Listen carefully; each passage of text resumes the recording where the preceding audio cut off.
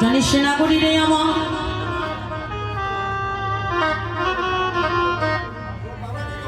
শোনো শোনো নাগরী রে আমার ওই নদিয়ার আর কোন নাগরী ওই সুরধনিতে যায় জোড়া নিবে বলে কিন্তু জানিস রে প্রাণ নাগরী আমার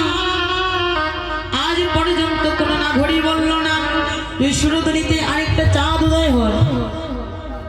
জানিস নাগরী রে আমার আচ্ছা তুই যে চাঁদ কানা দর্শন করলি নাগরী বলতো